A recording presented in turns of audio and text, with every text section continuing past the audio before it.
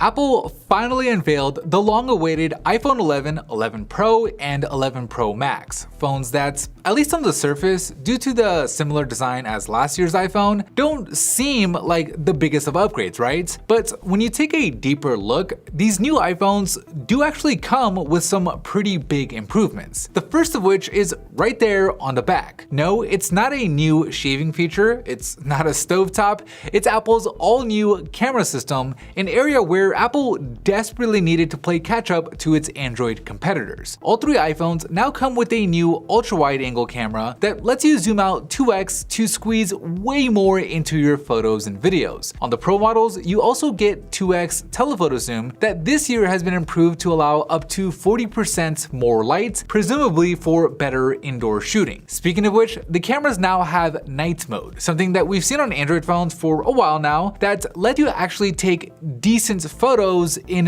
really low light situations without having to use the flash. And if you do want to use the flash, it's now 36% brighter than before. There's a new audio zoom feature that matches audio with the framing of your video, zeroing in on whatever it is that you're looking at, and you can record videos now quickly without having to switch to the dedicated video mode by just holding on the shutter button like you do on Snapchat. On the flip side, the selfie camera has been bumped up to 12 megapixels compared to 7 on last year's iPhone, which allows for wider angle selfies when you turn the phone into landscape, and a new feature Apple is calling Slowfies, something I hope to never have to say again, where you can record your selfies in glorious 120 frames per second slow motion. Moving on from the cameras, Apple is claiming that these new iPhones are using the toughest glass on any smartphone. They kind of always tend to say that, so we'll just have to wait and see how these new iPhones actually perform in our drop test. But in addition to the more durable glass, Apple says that these new iPhones also have better water resistance, but even more impressive than the new water resistance is the battery claims, with Apple saying that the iPhone 11 will last up to 1 hour longer than the iPhone XR, which by the way already had pretty good battery, but even crazier, they're claiming that the iPhone 11 Pro and the Pro Max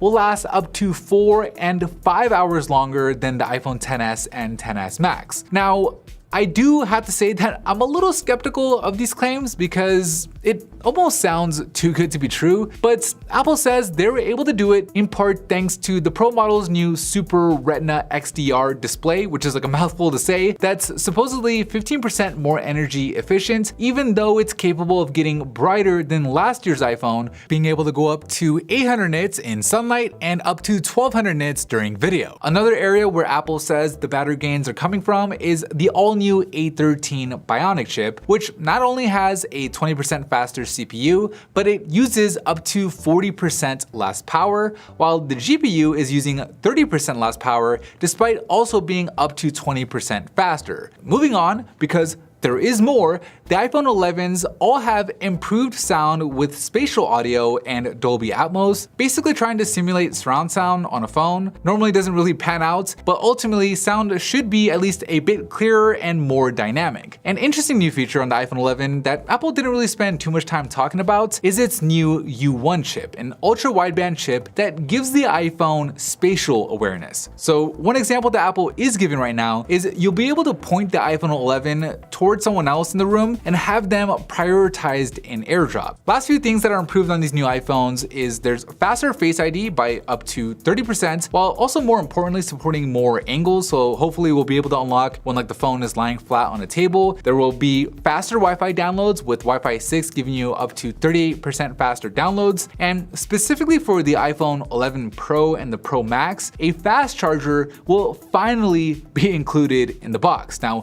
like, I don't want to brag, but I called it, just saying. That's pretty much it. I mean, like, it's not a new feature, but the iPhone 11 Pro now doesn't have 3D Touch anymore, so RIP 3D Touch, you'll be missed.